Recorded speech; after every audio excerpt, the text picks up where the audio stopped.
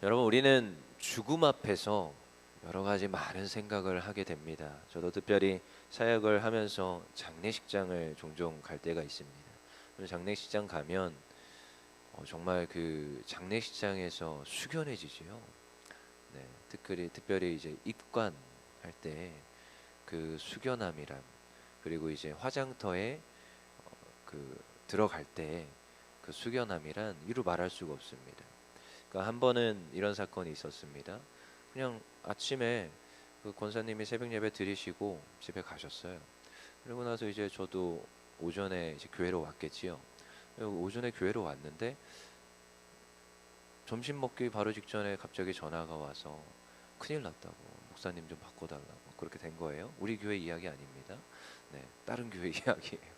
근데 전화를 바꿔달라고 급히 전화 연결이 안 된다고. 그래서 제가 뛰쳐 올라가서 목사님한테 전화를 바꿨지요. 지금 아들이 지금 숨이 넘어간다고, 빨리 오시라고. 그래서 어떻게 하다 보니까 이제 빠르게 달려갔습니다. 근데 이제 이미 병원으로 옮겨졌고 가는 사이에 아들은 숨이 넘어갔어요. 어떻게 된 거냐 했더니 뭐 이상 증상도 전혀 없었어요. 갑자기 심근경색으로 아들이 숨을 거둔 거지요. 너무 허망한 거예요. 그래서 가서 거기 계시던 목사님이 제발 하나님 살려달라고 하는데도 뭐 이미 죽은 사람이 어떻게 일어나겠습니까? 그래서 그렇게 해서 저도 당황스러웠고 그 온 교회 가족들이 너무 당황스러운 경우를 맞이했지요. 아무런 전조 현상이 없었고 아무런 질병이 없었어요. 그러니까 너무 숙연해지는 거예요. 숙연하다라고 해야 될까요? 절망과 애통과 괴로움 가운데서 한동안 교회 분위기가 그러했었습니다. 저희는 사람이 정말로 이 죽음 앞에서 한없이 약하다라는 것을 늘 배우게 되고 깨닫게 됩니다. 죽음이라는 것 앞에서요.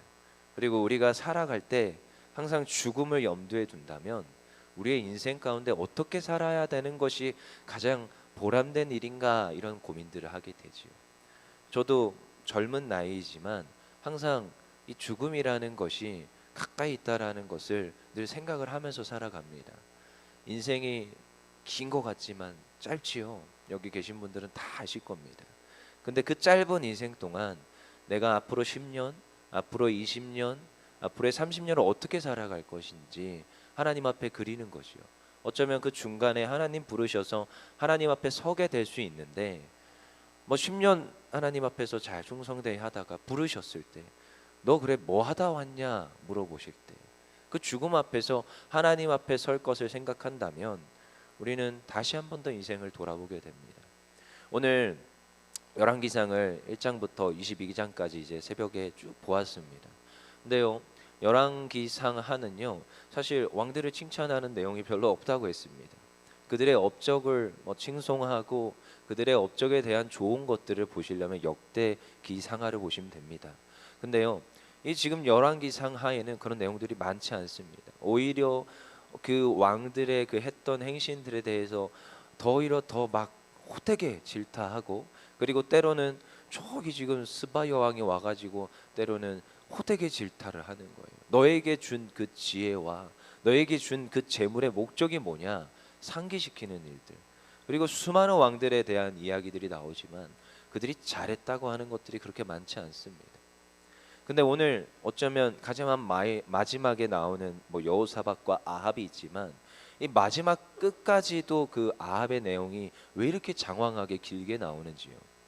아합을 하나님께서 알려주고 싶은 거예요. 이 잘못된 왕, 그의 그 끝이 어떠한지, 그가 의지하였고 그가 소망하였고 그가 지금 마음에 두었던 것이 무엇인지를 오늘 성경은 이 지금 열왕기상 끝에서 아합을 지금 알려주는 거예요. 여러분, 우리는 성경에서 종종 등장하는데 때로는 우리가 잘 알고 있는 탕자 이야기에서도 사실 그곳의 주인공은, 탕자 이야기의 주인공이 저는 어릴 때 탕자라고 생각했어요. 근데 탕자가 아니라 그 탕자를 생각하는 아버지의 마음이 너무 중요한 거고요. 오히려 그 탕자를 실책하고 저는 아버지 곁에서 한 번도 떠나지 아니하고 아버지 옆에서 충성되지 않았습니까? 불평하는 그 큰아들을 실책하는 것을 우리는 탕자 이야기를 통해서 보게 됩니다. 그래서 마지막까지도 나오는 인물이 누구예요? 탕자가 아니라 탕자의 맏아들. 그러니까 지금 그 아버지의 맏아들 이야기가 어떻게 보면 탕자 이야기의 핵심입니다. 그리고 그 탕자와 맏아들을 생각하시는 그 아버지의 마음이 핵심이지요. 근데 열왕기상 끝에서도 누가 나오느냐? 아합이 나옵니다. 아합이. 지금 아합을 돌이켜서 누구를 생각하느냐? 오히려 그 자리에 갈 수 있는 하나님의 백성들. 여기에서 나오는 지금 우리 29절 한번 볼까요? 열왕기상 22장 29절. 이스라엘의 왕과 유다의 여호사밧 왕이 길르앗 라못으로 올라가니라. 여기서 이스라엘 왕은 누구예요? 아합입니다. 아합. 그래서 왜 이스라엘 왕은 아합이고 유다의 왕은 여호사밧인가? 혼동하지 마시고 성경 용어가 이렇게 되어 있습니다. 그러니까 북이스라엘의 왕은 아합이에요. 그리고 유다 남유다의 왕은 지금 여호사밧인 거예요. 근데요, 여러분 끝까지 이 이스라엘 왕 아합 왕에 대해서 실책하고 말해주는 거예요. 저희는 이것을 보면서 무엇을 해야 되느냐? 반면교사로 받아들이시면 됩니다. 아, 내가 이 길에 들어서면 안 되겠구나. 그리고 여로보암 보았지요? 여로보암의 길에 들어서면 안 되겠구나. 하나님께서는 이 잘못된 길에 들어섰던 이들을 통하여서 우리로 하여금 이 길로 가지 말라는 거예요. 우리가 왜 역사 공부를 합니까? 역사의 그 모든 일들을 보면서 우리는 반복하지 않기 위해서 가는 것입니다. 저 세상을 쫓아서 가는 그 결과가 어떻다는 것을 우리는 뻔히 역사를 통해서 알고 있습니다. 그렇다면 그 길로 가면 안 되는 것인 줄 믿습니다.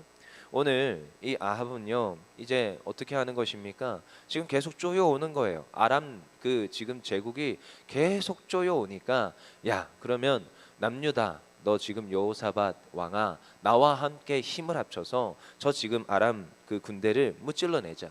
지금 연합군으로 지금 결성하여서 우리나라를 쳐들어오는데 우리가 싸워서 이겨내자. 어차피 너도 지금 전쟁이다. 어차피 우리가 무너지면 너네도 지금 무너진다. 같이 싸우자 해서 연합전선을 펼치게 되는 거예요. 근데 연합전선을 펼치는데요, 우리 읽진 않았지만 되게 재미있는 게 있습니다. 우리 아까 22장입니다. 22장 6절 우리 한 번 더 읽어볼게요. 지금 여호사밧 왕이 5절에 여호사밧이 또 이스라엘 왕에게 이르되 청하건대 먼저 여호와의 말씀이 어떠하신지 물어보소서. 지금 남유다 왕이 북이스라엘 아합 왕에게 지금 이 전쟁을 하면 누가 이길는지 물어보소서. 그러니까 아합 왕이 체면이 있잖아요. 자기가 또 강성한 나라고 강성한 지금 군대를 거느리고 있는 지금 왕인데, 그러면 이제 자기가 이제 선지자들을 모아보는 거예요. 여기서도 선지자가 과연 선지자인지 전 의문입니다. 6절 읽어볼게요. 시작. 이스라엘의 왕이 이에 선지자 400명쯤 모으고 그들에게 이르되 내가 길르앗 라못에 가서 싸우랴 말랴. 그들이 이르되 올라가소서. 주께서 그 성읍을 왕의 손에 넘기시리이다. 지금 정말 아합 왕 주변에 제대로 된 선지자가 있을까요? 선지자라고 명칭은 하고 있지만 북이스라엘에 선지자가 제대로 있겠습니까? 이미 여로보암 때부터 이미 선지자들은요 다 내려갔어요. 그리고 그 중에 남아 있는 뭐 늙은 선지자 이런 이야기도 있지요. 열왕기상에 늙은 선지자 정도 제대로 지금 깨어 있는 선지자들이 없습니다.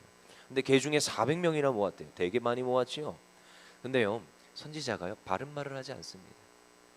아 왕, 그 지금 왕 앞에서 지금 이 전쟁의 결과는 뻔해요. 바른 선지자라면 하나님과 소통하며 하나님께 질문하는 그 선지자들이라면 올바른 말을 해줄 것입니다. 지금 이 전쟁은 승산이 없다. 오히려 우리가 금식하며 오히려 우리가 하나님께 구해야 될 때다. 이렇게 말을 해줘야 될 거예요. 그렇지만 바로 어떻게 즉시로 대답해 줍니다. 그들이 이르되 올라가소서 올라가소서. 정말 이게 제대로 된 선지자들인지 전 의문입니다. 여러분 왕이 왜 망하는지 아십니까? 왕이 주변에 있는 제대로 된 신하의 말을 듣지 않기 때문이에요. 제가 한 번은 그 뉴스를 아버지랑 같이 보면서 이런 이야기를 했었습니다. 왜 이 나라에는 제대로 된 신하들이 없을까요? 하면서 제가 이제 투정을 하는 거예요. 그랬더니 갑자기 아버지 이런 말을 딱 한마디 하세요. 그 실력 있고 제대로 된 사람이 없는 게 아니라 그들은 정권에 들어서지 않는다. 이렇게 말하시더라고요. 그게 무슨 말인 건가? 무슨 말이지? 이랬어요. 그 지금 너무나도 그 폐역하고 서로 물고 뜯는 곳에 실력이 있는 자들이 오히려 등용되지 못하고 오히려 쓰임 받지 못한다라는 거예요. 시간이 좀 지나면서 생각을 하는 거죠. 그래서 우리들은 잘 생각해 봅니다. 왕이 누구를 등용해야 될 것인지, 우리가 앞선 지도자라면 누구를 등용할 것인지, 그리고 어떤 사람과 함께 이 모든 것들을 해 나갈 것인지 저도 생각을 해봅니다. 아하왕 주변에 이러한 신하들이 있다라는 것을, 이러한 지금 선지자들이 모여든다는 것을 전 보면서도 왕이 잘못하는 것이 과연 누구의 탓인가, 주변에 누가 있는 것인가, 저희는 돌아봐야 된다는 거죠. 그래서 날마다 기도해야 됩니다. 지도자 옆에 하나님 제대로 된 신하를 주시옵소서. 하나님 그 지도자 옆에 제대로 된 동역자를 더하여 주시옵소서. 그냥 말하면 네 하겠습니다. 물론 순종해야죠. 근데 때로는 하나님 정말로 저 지도자에게 바른 말을 해줄 수 있는 그러한 충성된 신하들이 넘치게 하여 주시옵소서. 그렇게 우리가 기도해야 될 줄 믿습니다. 근데요, 아하 왕이요 의지하는 게요 이 뒤에서 계속 나와요. 그가 누구를 의지했느냐? 사실 여호사밧이 갑자기 아하 왕에게 지금 하나님께 물어보소서 하니까 선지자들 데리고 와가지고 하나님의 뜻을 묻긴 하지만 그는 하나님을 의지하는 자가 아닙니다. 지금 아하 왕은 누구를 의지하느냐? 정확히 나옵니다. 우리 한번 볼게요. 30절 한번 보겠습니다. 30절. 이스라엘의 왕이, 같이 읽어볼게요. 시작. 이스라엘 왕이 여호사밧에게 이르되 나는 변장하고 전쟁터로 들어가려 하노니 당신은 왕복을 입으소서 하고, 이스라엘 왕이 변장하고 전쟁터로 들어갑니다.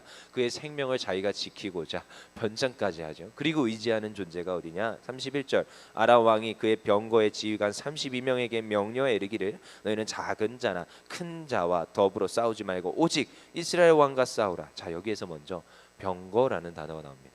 지금 의도적으로 저자가 병거라는 단어를 계속 써요. 그 다음에 32절.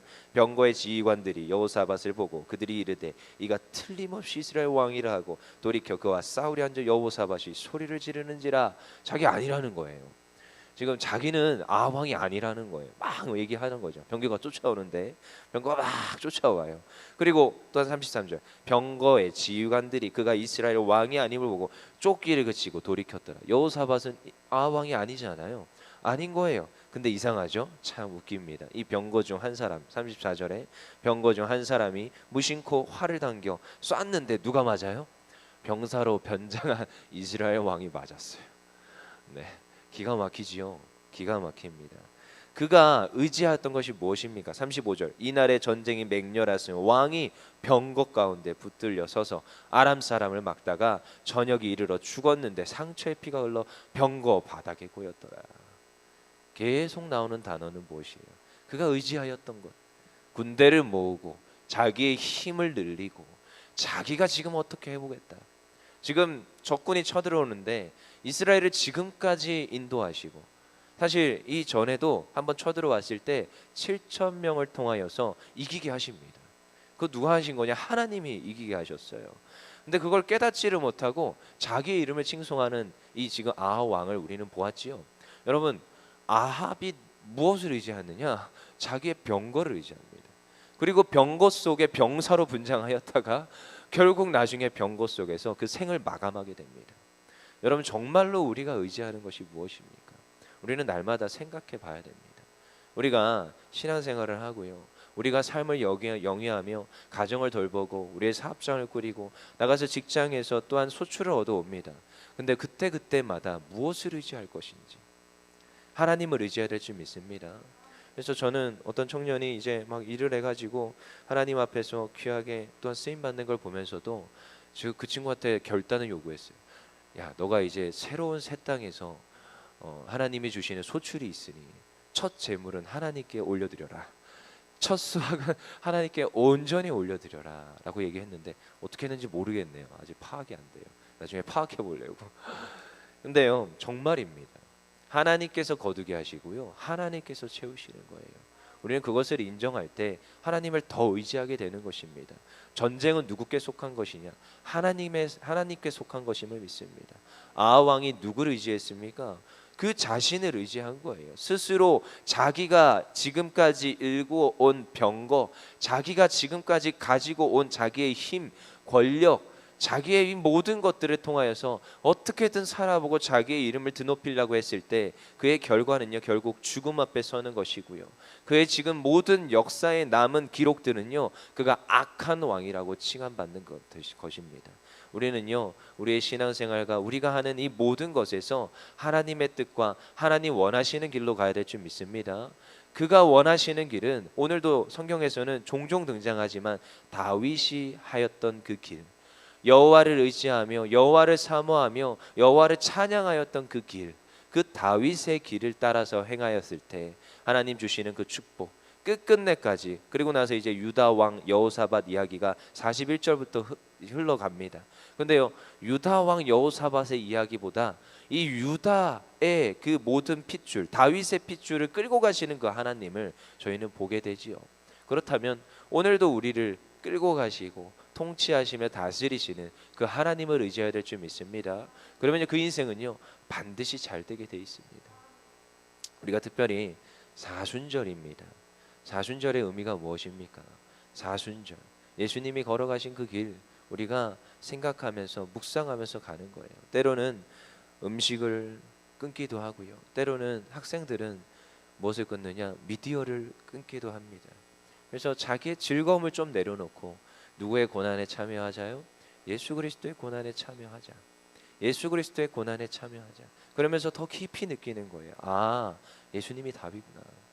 내가 나의 가진 것, 나의 육신의 힘, 이게 아니라, 내가 추구하는 즐거움과 쾌락이 아니라, 세상에서 뭐 하나 배워보겠다고 세상에서 즐거움을 찾아가는 게 아니라, 아, 내가 예수 앞에서 예수 그리스도 안에서 사는 것이 답이구나.